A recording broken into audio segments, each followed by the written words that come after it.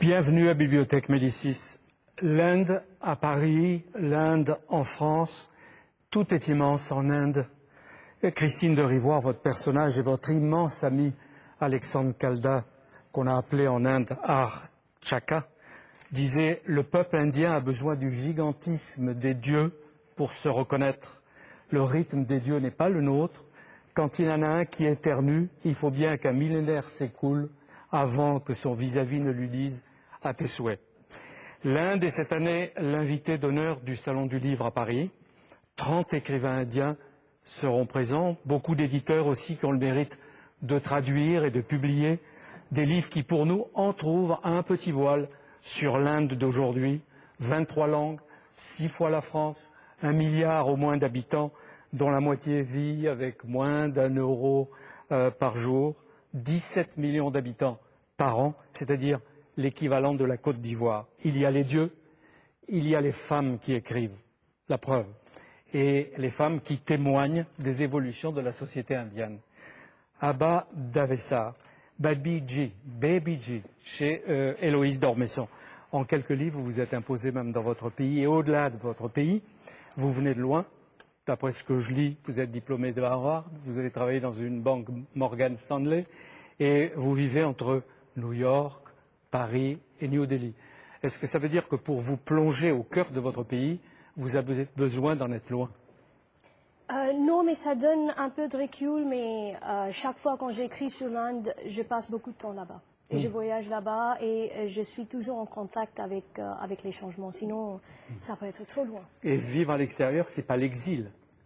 Pas pour moi. J'ai pas cette notion d'exil.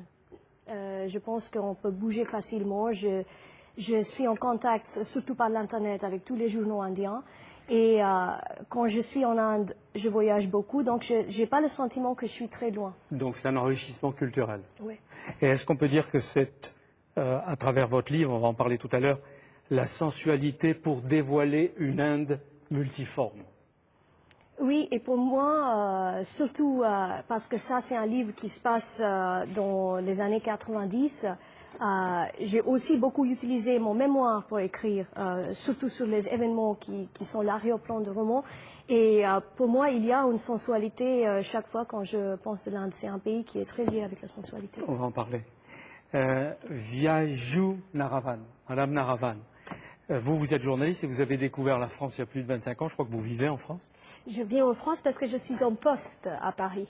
Je travaille pour un grand quotidien indien et je suis en poste, comme demain je pourrais être aux États-Unis ou au Pakistan. Vous racontez la vie de notre pays. J'essaie. Et là, vous êtes gâté avec la campagne électorale. Énormément, sauf qu'il y a un charge de travail extraordinaire, très intéressant. Et en quoi ça intéresse-t-il l'Inde de savoir quels sont les candidats, pour qui, les partis, etc. Vous savez, parce que pour les Indiens, la France a toujours été un pays à part. C'était la chaise vide du général de Gaulle au sein du NATO. C'était le pays qui nous a donné quand même la Révolution française, la notion d'égalité. On est toujours fasciné par la France parce que c'est un pays qui parle, qui se différencie des autres. En France, on n'a pas le sentiment de faire partie d'un troupeau. Ouais. Et c'est ça qui nous intéresse. Ouais. C'est votre donc il y a une curiosité pour notre pays. Énorme. Gardez-la, gardez-la. Et grâce à l'édition, vous nous aidez à comprendre votre pays, vous aussi, parce que vous vivez là et vous témoignez. Avec Albin Michel, vous publiez des grands écrivains, un grand écrivain indien d'aujourd'hui, Vikram Seth Devi, je crois qu'il sera là au moment du salon et qu'il est là peut-être même. Oui, en fait, j'ai 4 écrivains qui sont invités parce qu'avant j'étais chez Fayard où j'ai publié plusieurs livres et il y a 4 écrivains en tout que j'ai publiés qui font partie des 31 invités. Mais on va le voir, je suis impressionné de vous avoir parce qu'à travers vous, c'est une petite partie de l'Inde que nous découvrons. Oui. Et je pense que nous en avons besoin. C'est vrai qu'il y a une sorte de fascination pour la Chine, un peu pour l'Inde, et puis pour ça, à la fois la misère, on va en parler tout à l'heure, la pauvreté, les hautes technologies, il y a une double fascination, mais c'est très bien qu'à travers les livres, on vous connaisse. À vos côtés, la sénatrice Michèle de Messine. Vous avez accompagné au moins une fois une commission de sénateurs en Inde, et vous en êtes revenu, je crois, au moins impressionné par ce que vous avez vu. Oui, complètement, et surtout avoir envie d'y retourner pour comprendre le peuple de ce continent. Donc je suis ravie d'être avec vous, c'est pour moi un deuxième voyage. Ce qui m'a fasciné dans ce pays, c'est, même si on s'est quand même assez limité au point de vue économique, qui nous percute un peu dans notre pays, ce qui m'a fasciné, c'est les contrastes. C'est un pays de contrastes, et en même temps un pays de gentillesse, de couleurs. C'est extraordinaire de voir ces couleurs, on n'y est pas habitué, aussi chatoyantes, et quels que soient les lieux où on se trouve. Voilà, et puis bon, la culture, même si on ne l'a pas vraiment approchée, nous interpelle. C'est-à-dire que on ne peut pas comprendre l'Inde si on ne comprend pas sa culture, si on ne comprend pas son histoire. Et donc voilà, ça donne envie. Donc il faut s'y préparer. Et Oui, c'est pour ça que... oui, mais en même temps, il faut aller voir, parce que même en s'y préparant, on peut pas avoir dans la tête les images qui nous percutent, comme elles m'ont percuté moi. À la fois cette tradition et cette modernité, c'est... Mais quelle ville avez-vous visité? Quel lieu? D'abord la capitale, New Delhi, mais ensuite Bangalore, qui nous percute, parce que c'est là où on voit arriver la nouvelle.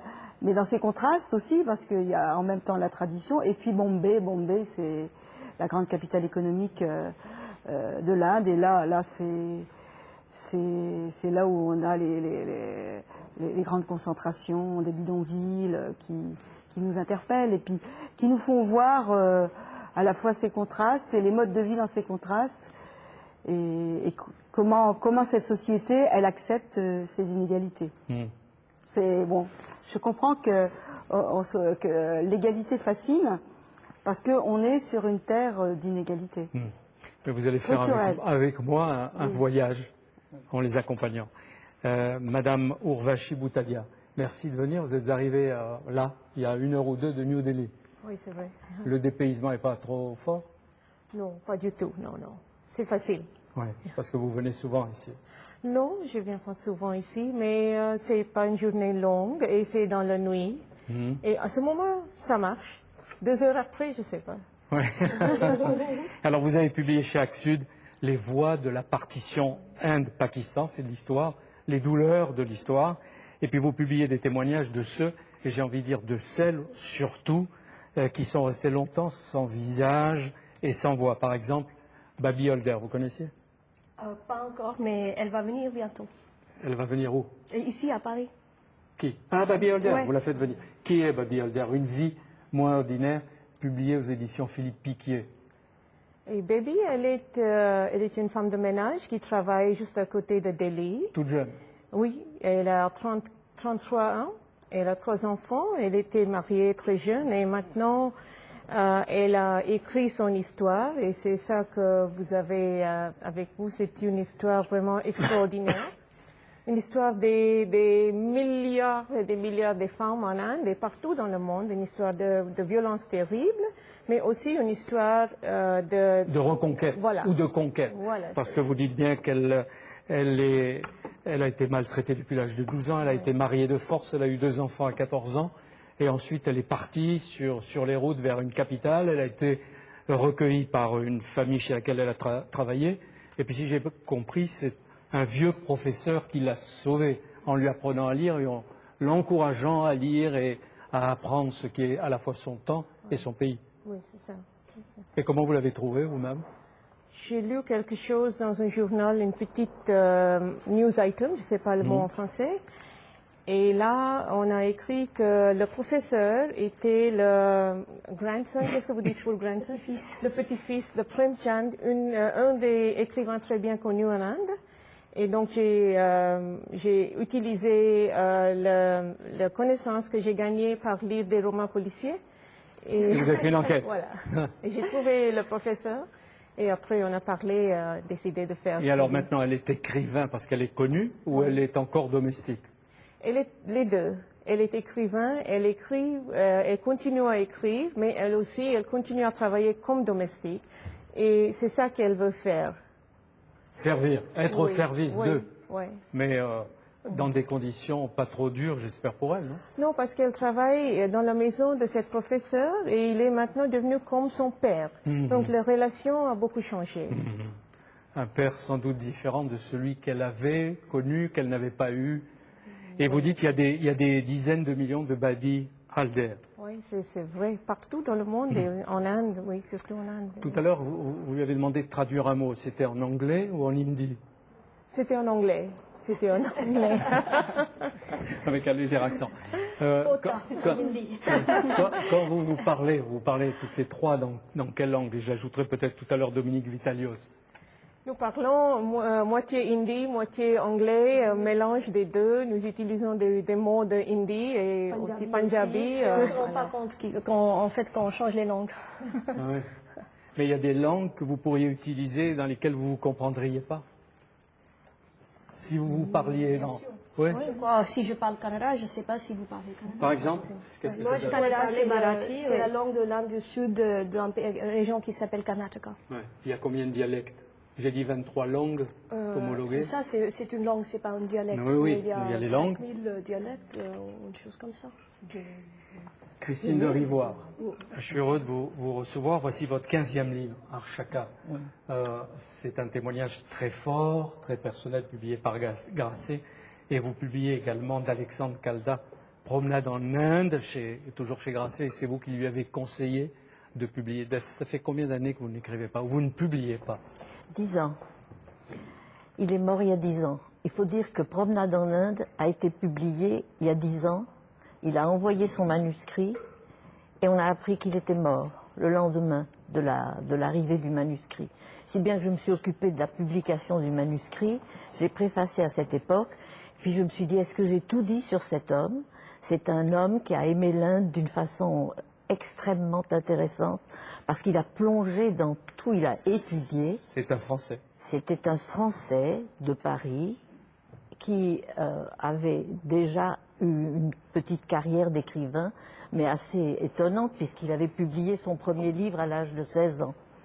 Un livre très douloureux que Dominique Fernandez avait préfacé pour Grasset aussi. Et puis pendant quelque temps, il a continué à écrire. Il a écrit des livres très violents, à Rome, Le désir, Les fous de Dieu, L'extase du Verseau. Tous ces livres-là ont toujours eu une tendance de recherche mystique. Mais pourquoi vous avez attendu 10 ans avant d'écrire et de publier? Parce que je ne pouvais pas. C'était un être que vous avez connu de près, De très près. De très près. Et puis Pendant longtemps? Je l'ai rencontré en 66. Il est mort en 95 ou 96, vous voyez. Et moi, de 66 à son départ pour l'Inde, je le voyais tout le temps. Et quand il est parti pour l'Inde, il m'a demandé de venir le voir. Je lui ai rendu visite 9 fois dans cet ashram de Pondichéry. Nous allons en parler. Mais ce qui est extraordinaire, c'est qu'il vous a fallu 10 ans pour ce portrait, qui est aussi d'Alexandre Calda, qui avait choisi l'Inde, et puis aussi pour cette confession.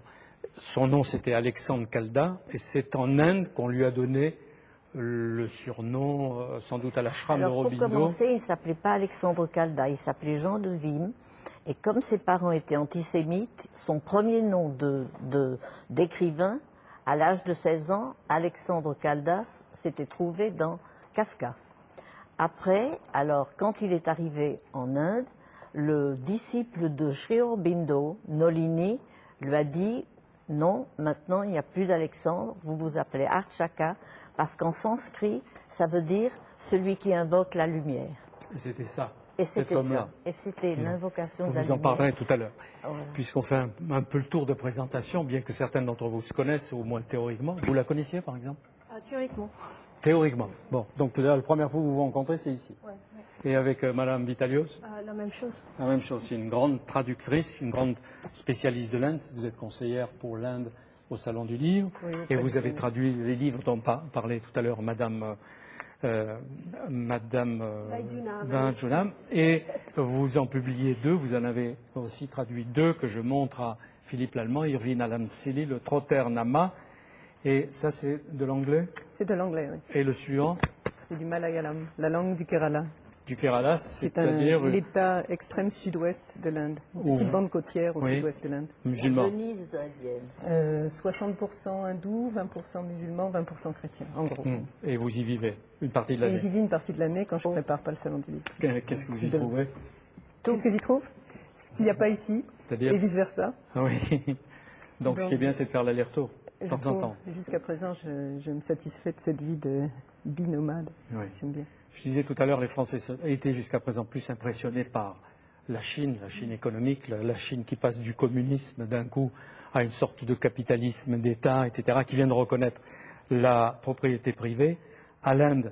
Et c'est vrai que l'Inde leur paraît aux Français, je ne sais pas si vous vous en rendez compte, multiple, complexe, insaisissable, parce qu'elle passe des hautes technologies au vélo-pouce, au pouce-pouce, des grandes fortunes à l'extrême misère, de l'analphabétisme à la grande culture, dont parlait Michel de Messine, et puis avec des hommes d'affaires qui partent à la conquête des marchés européens et américains, hein, la saga des Tata, la saga des Mittal, qui ont nourri toute l'actualité ici, et puis de ces hommes-là au mouroir. Est-ce que ces images sont fausses? Même s'il est difficile de faire un portrait un seul portrait de l'Inde. Moi, je pense que je peux vraiment dire qu'en Inde, tout et son opposé est vrai. Et je viens personnellement d'une famille qui vient moitié du sud et moitié du nord. Mon père est Punjabi et ma mère vient de Karnataka. Et même dans la côté paternel et maternel, j'ai voyé les différences énormes par rapport au statut de femme, par rapport aux rapports entre les gens, par rapport aux valeurs, par rapport aux mœurs, tout. Ouais, il y a des institutions tout à fait démocratiques, mais elles ne sont pas toujours appliquées. Aussi. Hein? Ouais. Il y a tout le décorum de la démocratie. Je m'adresse à vous qui êtes de ces pays-là. Plus qu'un décorum. Oui. Moi, je pense que c'est peut-être la seule vraie démocratie dans le monde. C'est pas parfait, mais c'est quand même une démocratie qui marche pour beaucoup des Indiens. Mais madame disait tout à l'heure qu'effectivement, elle était frappée par le fait qu'on parle de la démocratie et de l'égalité, tandis que l'Inde est un pays qui est basé sur une structure inégalitaire.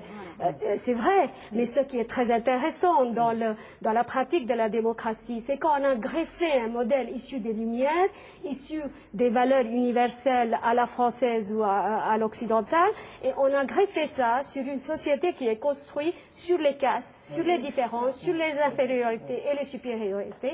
Et cette greffe a pris. Depuis tant d'années, depuis 1947, on n'a jamais eu une dictature. La tentation d'une dictature ne peut pas exister. Et les masses des pauvres, par exemple les intouchables dont on parle et les castes basses, ils commencent à comprendre, ils commencent à utiliser le vote pour conquérir le pouvoir politique. Mais avec du mal, parce qu'il y a tous les problèmes non, pas du tout. de l'accès à l'éducation. Il faut avoir les garanties, les Oui, moyens mais de le vote est l'éducation. là. Même si vous n'avez pas toujours accès, vous pouvez quand même, après 5 ans, jeter un gouvernement à l'extérieur et mettre quelqu'un d'autre à sa place. Oui, vous pouvez même tuer celui qui ne vous plaît pas. Politiquement, oui. Hein, parce que c'est en même temps les règles de la démocratie plus l'assassinat politique. Enfin, quand on le voit de l'extérieur. Théoriquement, l'assassinat politique, si vous voulez, mais en fait, ce qui Indira se Gandhi, passe... son fils, etc., le renoncement de tel ou tel, on a l'impression, parce qu'il y a des menaces, c'est à la fois le pays qui nous semble celui que l'on admire, parce que c'est l'Inde non violente depuis Gandhi, et puis c'est en même temps l'Inde où les explosions de haine et de religion peuvent à tout moment se produire. Absolument. Vu d'ici, hein. C'est une sorte de cliché parce que c'est pas un pays non violent, pas du tout. Il y a beaucoup de violence en Inde.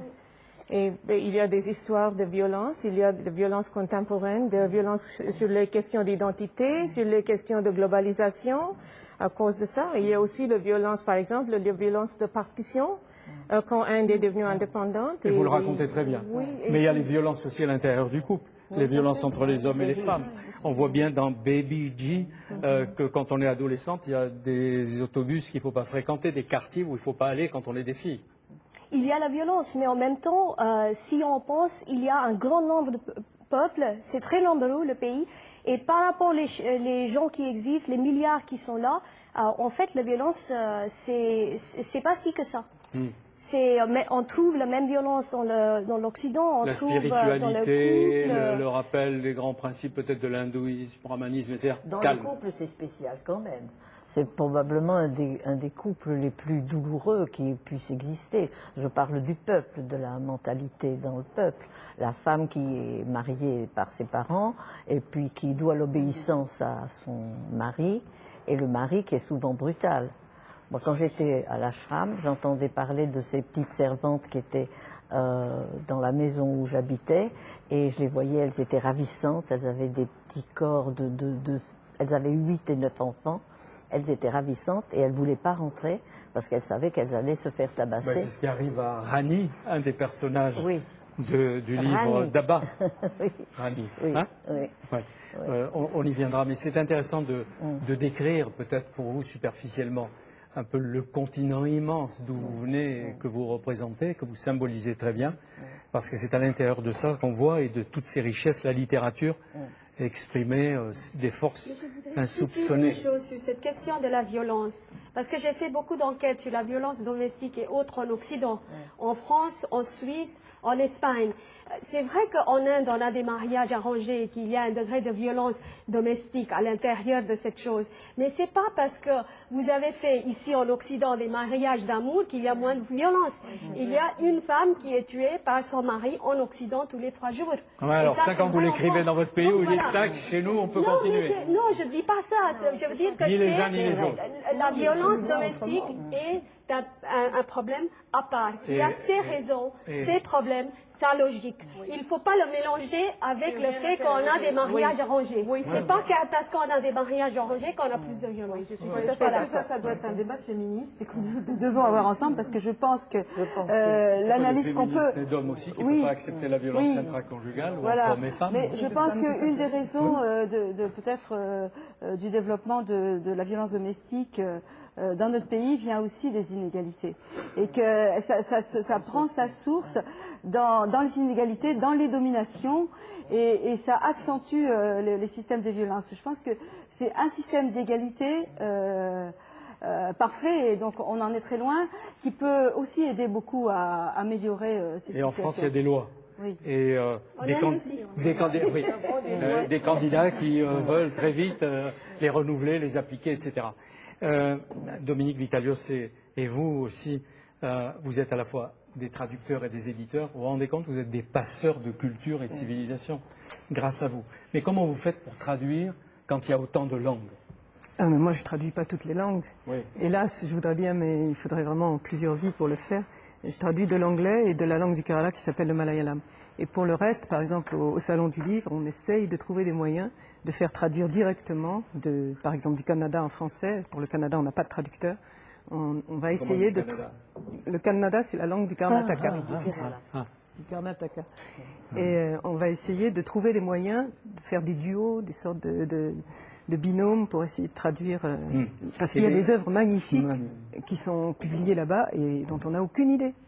Pourquoi les femmes, surtout, Pourquoi les femmes publient, écrivent? Il n'y a pas que les femmes. On connaît beaucoup, oui, il y a quelques hommes, certains vont être au salon. Il n'y a pas que les femmes. Non, pas que les femmes, mais c'est une majorité. Non. Non? Non? Les traducteurs, oui. Non. Et qui les lit en Inde? Qui lit? Si c'est publié en anglais, il y a une public assez restreinte parce qu'il n'y a que 5% de la population indienne qui parle vraiment bien l'anglais et qui lit en anglais. Mais vous savez, par exemple, le livre que Dominique Vitalios a traduit pour nous du malayalam pour Fayard, celui qui s'appelle Les légendes de Kajak, ce livre, publié en malayalam, a été réimprimé 45 fois. Publié en 62 et depuis, on n'arrête pas de le réimprimer. Parce que qu'est-ce qu'on y trouve?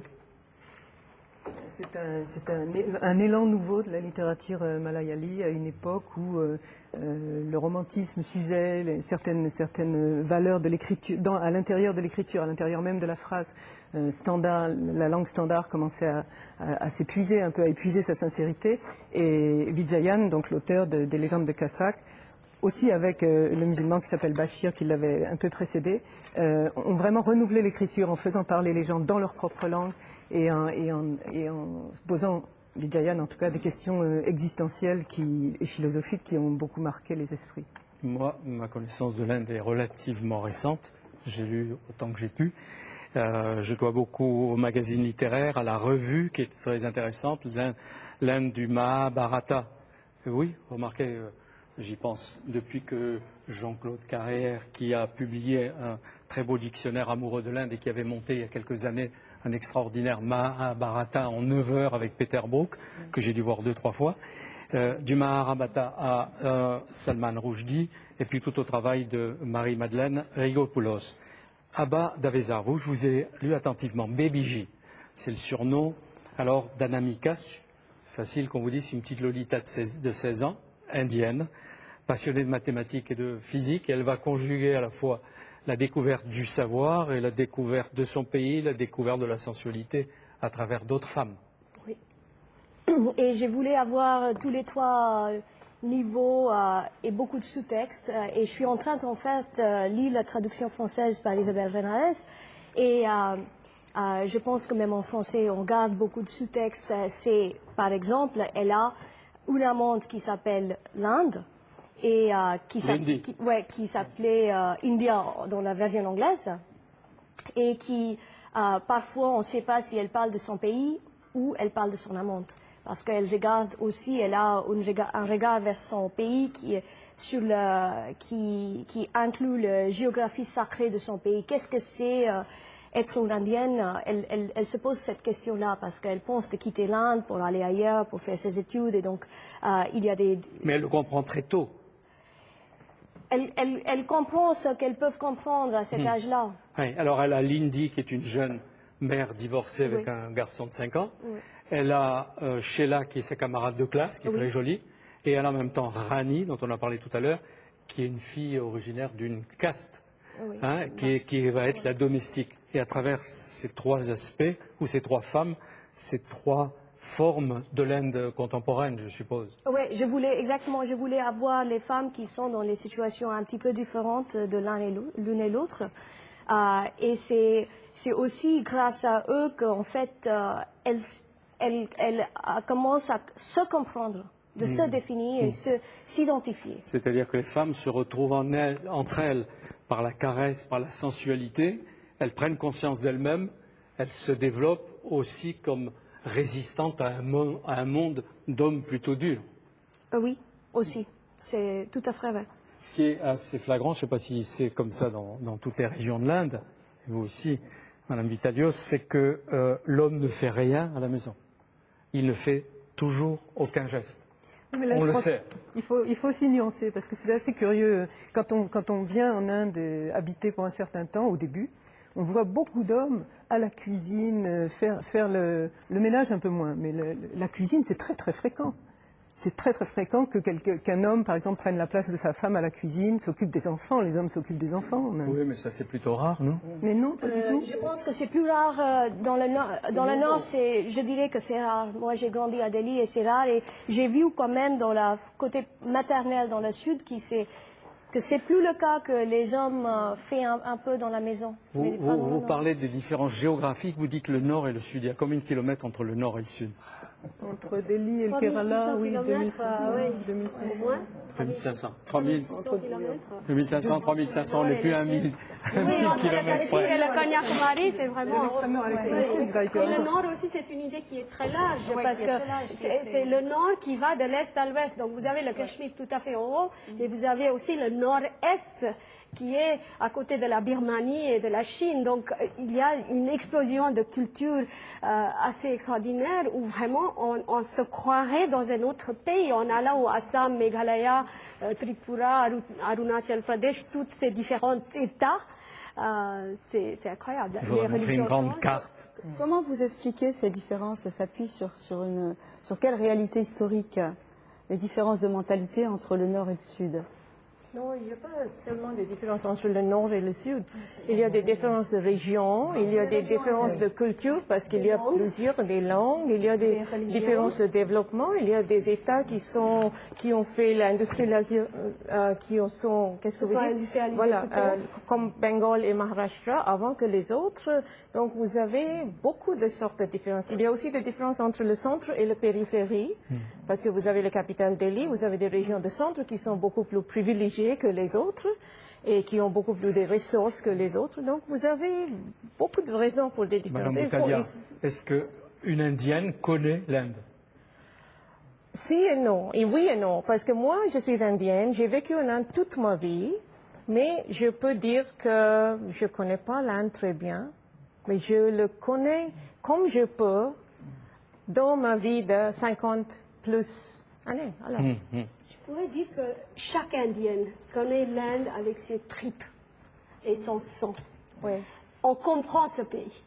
Il y a quelque chose, vous pouvez peut-être pas comprendre une langue, vous pouvez peut-être pas comprendre les détails d'une religion, mais vous avez une compréhension naturelle qui vient avec les tripes. Par le fait que vous êtes né là, oui, vous êtes né là et vous avez une connaissance physique aussi de l'histoire. Oui, vous saisissez le pays. Un engagement politique et une sorte de, pour moi par exemple, c'est un pays que j'aime beaucoup et c'est où je trouve, je ne suis pas nationaliste, mais je trouve mon âme en Inde. C'est ça. Mais avec des personnages mythiques pour nous aussi. Gandhi, Nehru, c'est ça? Oui. Vos figures. Et aussi des femmes. Il y en a Indira. beaucoup. Non, pas nécessairement Et qui Indira encore? Gandhi. Et qui Il y en a beaucoup de femmes, mais vous ne les connaissez pas, peut-être. Il faut donner l'occasion de les connaître. Baby Alder, par exemple. Il y a plusieurs Baby Alder, ou une femme qui s'appelle Ella Bhatt, qui a créé une banque des femmes qui est maintenant connue partout dans le monde. Il y a beaucoup de femmes comme ça. Oui. Et alors vous avez Baby a une famille très stricte, mais en même temps une mère qui comprend, comme si les générations actuelles des mères de 40-50 aident leurs filles à s'émanciper par la culture, par le travail, c'est ça? Oui, sa mère d'abord, elle travaille et elle veut que sa fille devienne quelque chose, qu'elle travaille aussi. Et je pense qu'il y a toute une génération de ma mère qui ont fait les deux. Elles ont travaillé à la maison, elles ont fait tout à la maison et elles ont fait tout professionnellement aussi. Surtout de milieu d'où je viens, c'est le cas. Et je suis toujours surprenée par tout ce qu'elles ont réalisé, cette génération-là de femmes qui ont ouvert la voie. Ouais. Oui. Vous dites que les différences sociales, on le voit à travers les livres, apparaissent à quelques signes, à quelques clins d'œil. Par exemple, votre Baby J, elle s'amuse à imaginer en un clin d'œil comment elle dégraferait le corsage d'une femme. Pourquoi? Et que ça voudrait dire beaucoup. Non, ça, c'est, elle vient de rencontrer cette femme l'Inde et elle se rend compte qu'elle est en train de tomber amoureuse d'elle. Donc, elle a tous ses pensées lui propellent vers le corps des femmes à ce moment-là. Mais elle dit dans le roman qu'on est taxonomiste, on a les codes et on classifie les gens quand on les voit. Et par exemple, pourquoi quand on dégrafe un corsage? Parce que vous dites celles qui sont épilées, celles qui ne le sont pas, et elles sont de classe sociale peut-être différente. Oui, et ça c'est amusant, c'est un moment un peu léger, mais c'est basé sur sa compréhension des gens autour d'elle. Si je dois commenter ce livre de Baby J, je trouve qu'il y a un curieux décalage, parce que le livre se passe dans les années 90, mais le flavor ou le goût du livre, c'est des années 50. Et c'est très bizarre parce que ce que je trouve chez Baby J, c'est que moi, ce que j'ai vécu avec mes parents dans les années 50 ou 60, quand moi j'étais en train de grandir. Et je vois que même si le thème qui est traité est celui du lesbianisme, on n'ose pas suffisamment. C'est-à-dire on continue à se cacher les filles qui font ci, les parents qui font ça. Et je me rends compte effectivement que les mœurs vis-à-vis des parents et les enfants n'ont pas tellement changé. Aujourd'hui, peut-être, la génération qui a aujourd'hui 12, 14, 15 ans en Inde, là, on va commencer à voir les vrais changements sociaux. Mais dans le livre d'Abha, je trouve qu'il y a un décalage dans le temps. Et pourtant, c'est une époque qu'elle n'a pas vécue ou pas connue. Les années... Moi, j'étais pas là dans les années 50. Je n'ai pas, moi, quand j'ai lu ce livre. Au contraire, j'ai pensé que l'Inde que j'ai rencontrée, à 9 fois, vous me direz, je ne suis pas indienne, j'y suis très attachée quand même, mais je n'imaginais pas qu'un livre pourrait raconter cette initiation charnelle par 3 femmes, par une petite jeune femme. Je trouve que c'est un livre très audacieux à mes yeux, parce qu'il est d'une infinie fraîcheur. Je trouve que Il n'y a le pas thème une seconde, est audacieux, mais pas le traitement. il n'y a pas de pornographie, il y a un érotisme léger qui court tout au long du livre. Et c'est surtout la sensualité. Et ça, c'est l'Inde. Tout est sensuel. Les heures sont sensuelles. Les gens qu'on rencontre, ils vous envoient quelque chose de sensuel. Moi, j'ai des grands souvenirs de sensualité en Inde et j'ai retrouvé ça dans ce livre-là. Est-ce qu'on a ce sentiment, Madame Boutalia, quand on passe quelquefois, quand on séjourne rapidement, ou quand on est indien aussi?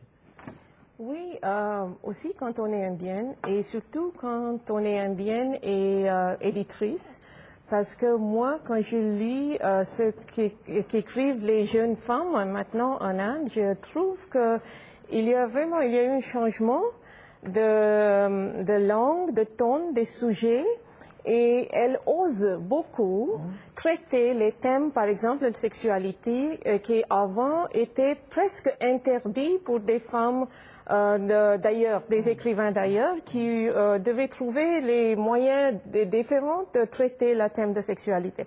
Il y avait par exemple le travail de Isma Chugtai, oui, le quilt qui était, mais ça c'est un seul exemple. Et elle était impressionnée pour avoir écrit sur le thème de lesbianisme. Aujourd'hui, comment vous définiriez le mieux ce qui est en train de se passer dans votre pays? Parce qu'il y a Bangalore, il y a la Silicon Valley, mais en Inde, en indien, et puis en même temps les Mourois. Comment vous le définiriez? Moi, je pense qu'il y a en Inde, à ce moment, vraiment une sorte de confrontation entre la modernité et la tradition, qui est très très intéressant, qui est aussi quelque chose qui donne, qui crée de violence, mais crée aussi une sorte de créativité, d'imagination, de penseur qui est très intéressant pour moi. C'est-à-dire aussi la recherche de l'identité de la nation indienne. Oui, et aussi qu'est-ce que vous dites pour traite? Ah, les menaces. Les menaces posées à cette identité par une identité globale qui est en même temps étrange, curieux, mais aussi très attractive. Alors, Oui, attirant. Attirant, voilà. Ça, c'est un problème qu'on connaît en Europe, dans tout l'Occident. Oui, mais finalement, est-ce que tout ça, y compris ce qu'on vient de dire avant, ce qu'on a qualifié de lesbianisme, même si le mot n'est pas très joli, est-ce que ce ne sont pas des mouvements universels qui traversent toutes les sociétés et qui transcendent justement, y compris les différences de développement? Moi, j'ai l'impression que ce que vous dites là, finalement, c'est ce qu'on vit aussi, nous, ici. D'une certaine manière. C'est différent. Voilà, avec une qualité d'expression qui est nouvelle, qui est Moi, moins... je me souviens d'un film qui s'appelait Jeunes filles en uniforme. Et c'était le même thème, l'émotion des jeunes filles au moment de la puberté. Ici. Pas en Inde, ici. Non, ici. Oui. Donc ce thème-là, Oui. elle le cadre dans l'Inde. C'est ça qui est merveilleux. C'est que l'héroïne dit je pense à l'Inde, je ressemble à l'Inde et mon amante incarne l'Inde. Et si jamais je m'en vais, je souffre. Et c'est l'Inde d'une audace pour moi assez renversante, parce que je ne m'y attendais pas. Urvashi Boutalia, quand beaucoup de baby Alder vont s'exprimer, qu'est-ce qu'elles diront? Ça va changer toute la réalité de l'Inde et nous avons déjà une sorte d'exemple là-bas en Inde. Quand nous avons maintenant des quotas, qu'est-ce que vous dites quotas en français? Oui, Excusez-moi, mon français n'est pas parfait alors parce que je parle pas beaucoup de français. Nous avons des quotas de 33% pour des postes élus pour des femmes au niveau des villages et des municipalités. Et ça marche? Ça marche très très bien. À cause de ça, maintenant, nous avons en Inde plus de 1 million de femmes qui ont pris le pouvoir et qui ont commencé à faire un changement énorme au niveau des villages. Et ça nous donne une sorte d'exemple de comment ça peut changer. Donc il faut aller les chercher. Voilà. Il faut les capter. En 92, quand on avait passé cette législation, c'est tout à fait au niveau du village, où on avait d'habitude un comité de 5 sages du village qui étaient les juges pour les affaires, les querelles et tout le reste, et qui prenaient des décisions au nom du village. Et là, on a introduit cette quota des femmes. Au début, on a dit que ce seront les maris qui vont téléguider les femmes. Elles vont prendre la décision selon Mais les elles ont vite instructions. pris le pouvoir. Et là, on voit que depuis 92, il y a un vrai changement qui est en train de se mettre en place. Mais par exemple, en lisant, on voit que la dot, elle est illégale, mais elle reste un phénomène formidable. Je suis d'accord. En Dans la vie 81, familiale et dans le couple. ouais, il y a plus que 6000 meurtres par an liés à la dot. Et bon, c'est une pratique qui est très ancienne, parce qu'auparavant, quand les filles ne pouvaient pas hériter, elles n'avaient pas le droit d'hériter, les parents donnaient sa part d'héritage au mari ou aux beaux-parents, parce qu'effectivement, la fille était considérée comme d'abord la propriété du père, après la propriété du mari, et après le mort de mari, la propriété de son fils. Donc ça a changé depuis 62. Il y a des lois qui sont anti-dot. La pratique continue évidemment, mais il y a aussi des arrestations. On commence maintenant à voir les filles qui, en plein milieu du mariage, disent « Désolé, je ne vais pas t'épouser parce que tu as demandé une dot à mon mari ». Ça aussi, ça arrive. C'est encore rare, mais ça arrive. C'est rare, C'est mais le mariage, il y a une notion sociale. le mariage en rouge, 6 c'est 000 ça? morts par an. Hein? 6 000 femmes qui sont tuées, Oui. brûlées d'ailleurs. Reconnues, Oui. hein, reconnues, Mais 6 comptées. 000, c'est énorme, même pour Comptez. un milliard. Ça veut dire toutes celles C'est encore qu'on énorme. ignore, dont on ignore la mort. Et alors vous dites que la situation de la veuve, elle est maudite. Était maudite, ça change, mais très lentement. Ça change. Il y a des veuves qui arrivent à se remarier parce Mais que, est-ce qu'il est vrai, effectivement, autrefois on lisait que dans certains cas la veuve était obligée de se brûler sur le se fil. voler, etc., avec les biens, c'est vrai? Non, ça n'existe pas depuis un certain Rassurez-nous. temps. Il y a eu 2 cas de sati ou 3 cas de sati qui ont été bien documentés, mais on s'est rendu compte aussi que dans ces cas de sati, il y avait des intérêts politiques derrière. Parce que quand il y a une femme qui se Religieux brûle, et politique. oui, elle devient une sati, et donc on construit Une sur sati, cet c'est-à-dire endroit celle qui s'est brûlée et celle qui est arrivée à vraiment se trouver une C'est ce que grâce. vous avez fui de votre pays, entre autres? Non. Non, mais elle parle à un moment donné de sati, mais dans un autre contexte, mais c'est... Mais vous voyez que nous sommes, les Indiens en général, sont assez ouverts sur la question de violence dans leur société. Nous le connaissons bien, nous n'essayons pas de cacher ça. Mais il y a aussi d'autres choses qui sont beaucoup plus importantes. Mais souvent, ce sont des médias internationaux qui choisissent que des sensations, des choses violentes et qui les représentent comme la réalité. Mais il y a plusieurs réalités. L'Inde est le pays où il y a plus de ONG qui naissent par an. Et on s'est rendu compte que si on avait des politiciens qui étaient corrompus ou qui se mettaient plein de la poche, on avait d'abord le droit de les mettre à la porte tous les 5 ans, mais aussi les gens se sont dit il faut que nous organisions. Et maintenant, pour avec lutter contre Internet, cette on doit chose. les dénoncer encore plus vite. Ben, on les dénonce, on utilise tous ces moyens-là. Et quand on a un individu, un homme ou une femme, où on puise ses forces pour émerger du continent? Où on les trouve, ces forces? Parmi les femmes, je pense, parmi les castes basées, à cause des changements économiques maintenant, il y a beaucoup de réactions, de réactions violentes. Je pense que ça, ce sont des forces qui nous donnent la chance de faire des changements. Et Dominique Vitalios, est-ce que vous aussi vous constatez quand vous allez dans le pays que quelque chose se transforme, qu'un Indien ou une Indienne peut s'élever au-dessus de sa condition s'il en a la garantie, s'il travaille, si on lui laisse la chance d'exprimer son intelligence dans la société? Oui, bien sûr. Moi, quand j'habite en Inde, j'habite en milieu rural, donc dans un village qui est assez loin de la capitale de l'État du Kerala. Donc c'est un milieu qui est assez intéressant à observer. On n'est pas dans l'urbain, on n'est pas dans effectivement la vision immédiate de la transformation. Parce que dans les villes, par exemple, les femmes ont un rôle vraiment clé à présent. Je veux dire, elles travaillent, donc elles représentent une autre force, une indépendance économique progressive qui se met en place. Et donc, le rôle, il est visiblement en train de changer. Qu'est-ce que vous trouvez là où vous habitez? Mais je trouve je veux dire, bon, je parle la langue des gens, je trouve à y vivre simplement, à partager des choses qu'on n'a pas besoin de formuler. J'y vis, c'est tout. Je veux dire.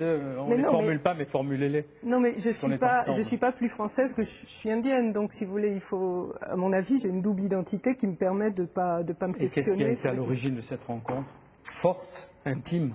Une sorte de coup de foudre, de nécessité de comprendre, justement d'aller au-delà de l'impression que j'aimais le pays, d'aller voir, de me déplacer plus, de partager des moments, des réalités. Je ne vous dis pas que j'ai trouvé absolument tout ce que je cherchais, mais l'équilibre se fait dans un va-et-vient entre les deux. Se fait dans une... Comme vous. Oui, exactement. Dans une sorte d'évidence, en fait. Hein? C'est-à-dire qu'on ne vous pose pas de questions là-dessus. Donc je m'arrête alors. Non, mais je ne vous le reproche pas. C'est pas du tout ça. On essaie de comprendre.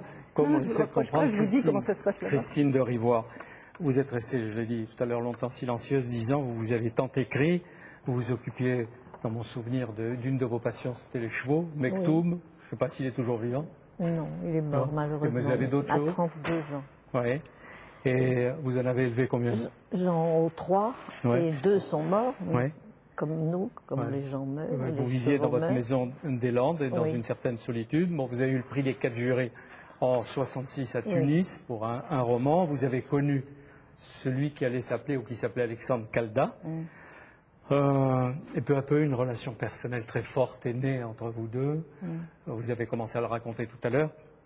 Et pourquoi a-t-il choisi l'Inde, Pondichéry, l'ashram de Sri Aurobindo? Parce qu'il a lu Sri Aurobindo quand il était en France. C'était un tout jeune homme. Il avait 25 ans et ça l'a passionné. Il avait quand même fait le Flower Power. Il s'était un peu intéressé à tout ce qui changeait dans les mœurs et l'attitude. Et il était passionné par ça. Et quand il a lu l'œuvre de Sri Aurobindo, il s'est dit, ça, c'est fait pour moi. Alors il a rompu avec tout son 30, univers habituel. Il est parti sans un franc, enfin, dans la possibilité quand même de s'installer dans cet ashram où il était déjà bien vu parce qu'il avait rencontré la petite fille de la mère qui avait lu des articles qu'il avait déjà écrits dans le Figaro sur la pensée de Sri Aurobindo.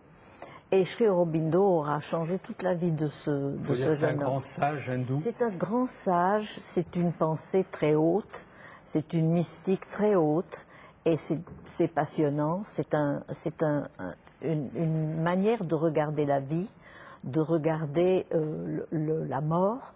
Archaka n'a jamais eu peur de la mort, et il est mort à 53 ans, on ne sait pas comment. Ouais, vous allez le dire tout à l'heure. Mais pour une indienne, qu'est-ce que c'est Aurobindo? Je connais très peu ses œuvres. J'étais à l'ashram une fois, mais je ne connais pas très bien. Et dans le nord, à Delhi, ça dépend sur les familles, je crois. Parce que ça, c'est au sud, près de Madras. Mais il y a quand même un ashram à Delhi. Il y a aussi une école, un lycée, Sri Aurobindo School. Ouais. Pour moi, je crois que Sri Aurobindo, c'est quelqu'un qui a su et pu effectivement expliquer nos propres textes à nous et au reste du monde.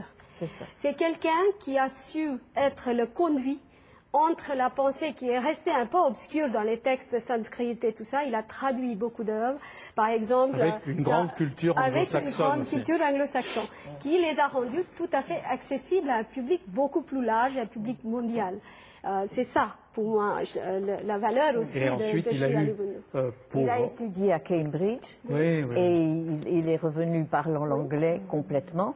Et il n'a pas voulu des Anglais en Inde. Il a commencé par faire, mais pas la guerre comme Gandhi.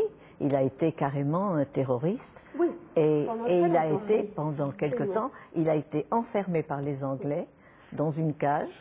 Et là, il s'est abîmé en méditation. Et il a compris que il s'est abîmé, enfin, il s'est transformé en abîmé, ça veut vouloir dire dégradé. Il s'est enfoncé, plongé. oui, comme Voilà. dans l'abîme. Et il a lu la Gita. Et il est ressorti, Voilà, oui. il en est La ressorti. traduction d'ailleurs du Gita est un des œuvres d'Aurobindo qui est le plus Gita. connu. On ne dit pas la Gita, du Gita. Oui, moi je me trompe. Je ne sais pas comment on le dit en français. et Pour moi, Alexandre c'est Calda. de Gita. Archaka, lui, a rencontré les héritiers de Sri Aurobindo, les descendants, et aussi l'image de la mère qui était l'inspiratrice de la continuité ou de la continuation. C'est elle qui avait installé l'école, fait construire cette fameuse maison de Golconde pour les sadhaks, qui venait de tous les coins du monde pour méditer, faire le yoga intégral de Sri Aurobindo. Est-ce que je peux donner un témoignage personnel? Parce que je connais l'ashram de Pondichéry, au milieu du jardin, la tombe marbre blanc de Sri Aurobindo qui est toujours couverte de fleurs et de pédales.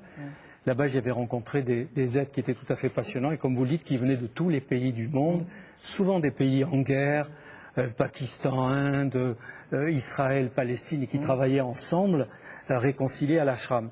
Et j'avais visité à l'époque et réalisé avec l'écrivain Nicole Avril, que vous connaissez, le premier film reportage sur Auroville.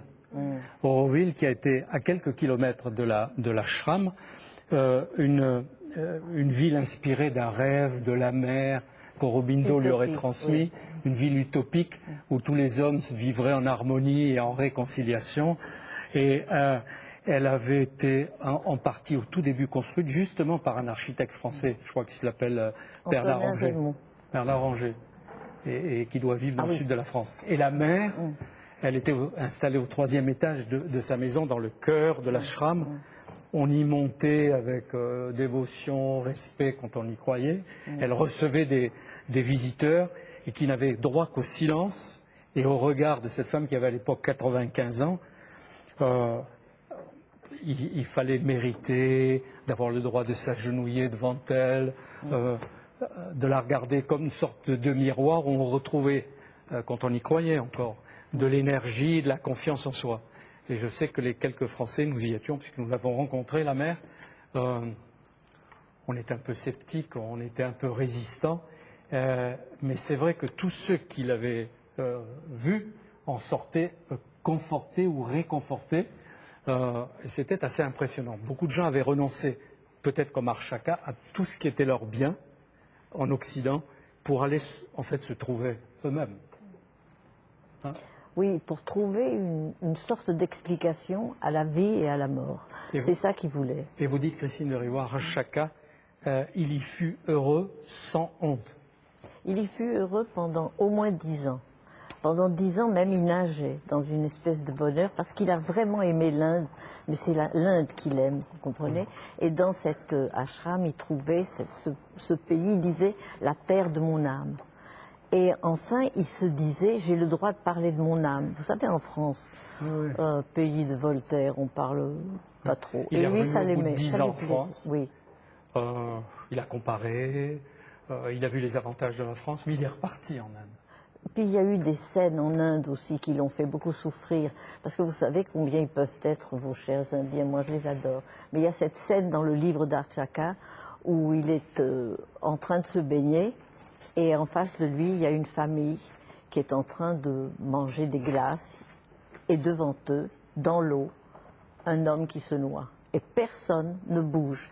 La famille est totalement indifférente, et c'est un lépreux qui se suicide. Oui, oui. Et cette scène-là l'a rendu malade parce que ça Autour correspondait. d'Auroville, ce qui m'avait frappé, c'est qu'il y avait des graillages dans cette cité de l'harmonie, de la réconciliation, et aux portes accrochées aux graillages, il y avait des tamouls. Bah, bien sûr. Bon, ouais. Bon, enfin, c'était l'utopie et la réalité, cette confrontation redoutable.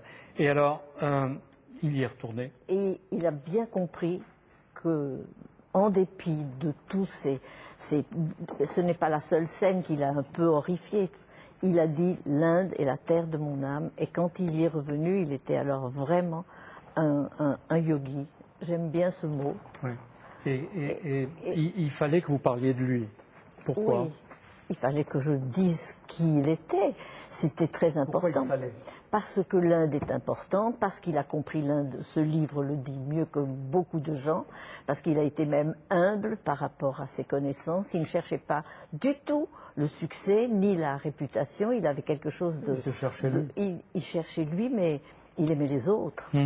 Et il aimait les autres, et il a commencé donc par aimer tous ces étudiants auxquels il a vraiment versé toute sa connaissance du français. Il les faisait jouer Molière, il leur faisait entendre de Berlioz.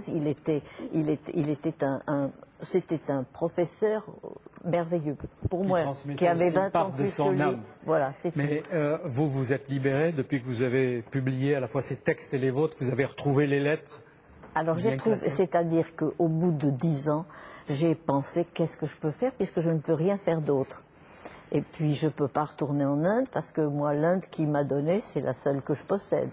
C'est son Inde, mais elle est vaste et elle est grande et elle est amoureuse encore de l'Inde. Mais je ne pouvais pas y retourner. Et puis j'ai relu ses lettres et dans ces lettres, à chaque lettre, il y a quelque chose de plus, une perception nouvelle, un regard nouveau, un visage, des scènes, tout fait que le livre... il faut dire comment ça se termine pour lui. Un matin, le 7 février 1996, il fait beau, il se prépare, il salue un ami à qui il dit « va m'arriver aujourd'hui quelque chose de merveilleux » et vous apprendrez qu'il est mort noyé. Oui, mais je ne crois pas qu'il cherchait quelque chose de merveilleux dans la mort. Moi, je continue à penser qu'il aimait encore la vie, qu'il lui est arrivé quelque chose qu'on ne sait pas. Tout d'un coup... Il ne l'a pas cherché, elle l'a frappé. Je ne peux pas répondre, Jean-Pierre Elkabbach. Je ne peux pas répondre pour lui, parce que c'est son dernier mystère, il en avait beaucoup, et celui-là, c'est un mystère en plus indien. C'est pas par rapport à ça, au débat que nous avons maintenant, c'est plus parce que les souvenirs de mon voyage me reviennent avec les conversations. Et je voudrais dire qu'il y a deux choses qui m'ont particulièrement marquée. Et je dirais même que pendant tout le voyage, j'étais habitée par une interpellation sur la contradiction qu'on a évoquée tout à l'heure. C'est cette contradiction qu'on connaît bien depuis des générations, on bâtit notre pensée avec ça, c'est que le développement économique, il est forcément facteur de progrès social et de développement humain. Et cette question, je me la posais tout le temps pendant ce voyage, parce que j'en étais pas sûre. Et justement parce que là, sur l'expérience que je regardais avec mes yeux, les miens, quoi, justement avec le système des castes, qui est quand même, qui est quand même encore, vous l'avez dit tout à l'heure, c'est le regard qu'on a sur les gens pour pouvoir les déterminer. Donc c'est très, très puissant et très fort. Et je me disais, mais est-ce que justement cette modernité qui arrive, elle va être capable de dépasser ce système de caste? C'est pas sûr. Et dans les exemples que j'ai vus, et notamment lorsque j'ai été visiter cette usine, ce complexe Infosys à Bangalore, on se trouve pratiquement sur une autre planète, même par rapport au développement de notre pays, c'est extraordinaire.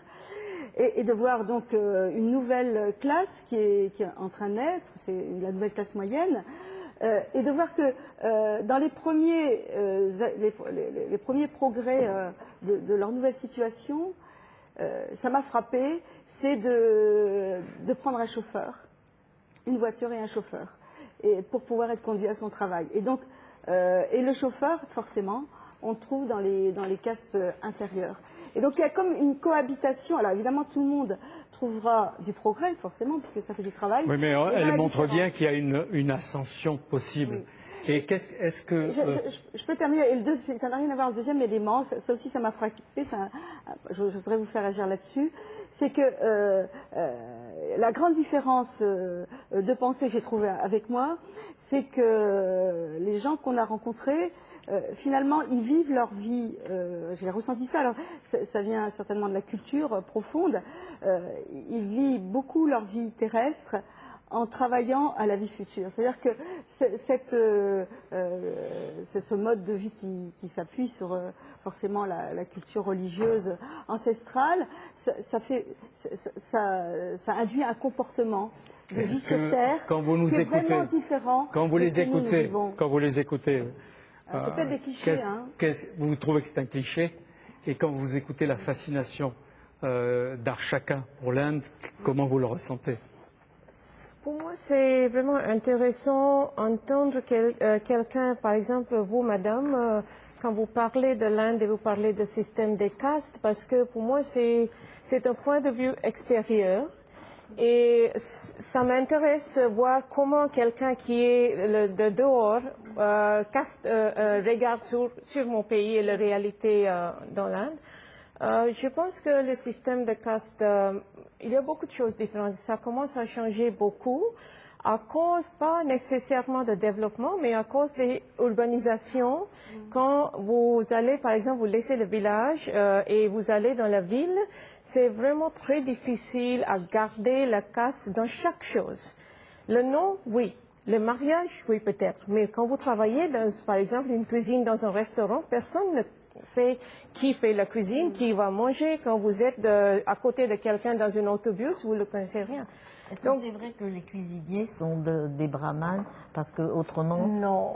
Ah bon, voilà ce qu'on disait. Ouais, on a beaucoup à apprendre et je pense que le salon du livre nous aide à découvrir le continent indien ou une part du continent indien grâce à vous. Je dirais que c'est une chance pour nous, parce qu'il faut conclure. Je ne sais pas ce que ça peut apporter à un écrivain indien d'être là, en France, et d'avoir cet échange avec ce qui est l'opinion cultivée de la société française. Oui, mais pour moi, j'ai eu un coup de foudre pour la France. Donc, pour moi, la sortie de mon roman, ouais, je pense que j'avais raison. Le fait que le roman sort en France et j'ai le pouvoir de toucher les lectures françaises, ça me plaît beaucoup. Et pour moi, le salon du livre, c'est un vrai échange avec les gens qui vont peut-être avoir déjà lu le roman ou va lire mes romans. C'est votre avis aussi? Oui, bien sûr, et bon, le Salon du Livre a tenté une diversité aussi grande que possible pour que tout le monde puisse adopter les perspectives qui lui conviennent pour en changer éventuellement. Oui. C'était l'Inde par les livres et la grâce de la littérature féminine, l'Inde où une infime partie du continent est la réalité indienne.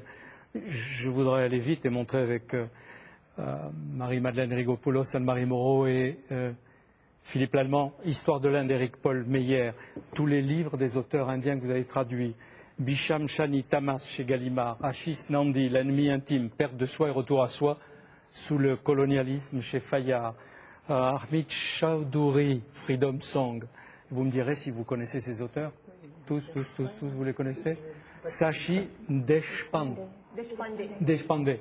C'est un homme ou une femme? Une femme. Une femme, encore une. Anita Nair. Aussi une femme. Une femme. L'Inde, jour et nuit. Bon, ça c'est des Français. Françoise Nuyès, Jean-Christophe Bailly. Il y a beaucoup de livres aussi pour les enfants, très coloriés, comme vous le disiez. Le réveil de l'Inde, Gusharan Das. Une nuit at the Cultural Center. Chetan Bhagat, chez Stock. Vous voyez qu'il y a un foisonnement de publications. Et Urvashi Bhutalia, les voix de la partition Inde-Pakistan. Et en même temps, ce que vous avez fait pour aider à la connaissance de Babi Alder et de toutes celles qui vont lui ressembler. Le Salon du Livre donne donc l'opportunité à la Bibliothèque Médicis d'en parler. Il y aura sans doute d'autres occasions pour cette émission qui est réalisée, comme vous le savez, par Philippe Lallemand, avec la préparation, avec beaucoup de talent et d'engagement de la part de Marie-Madeleine Rigopoulos, Anne-Marie Moreau et Françoise Mananti. À tous, merci. Et à vous de nous donner envie de lire et de nous rendre l'Inde peut-être un peu plus familière, moins étrangère et moins lointaine. Je vous en remercie. À bientôt.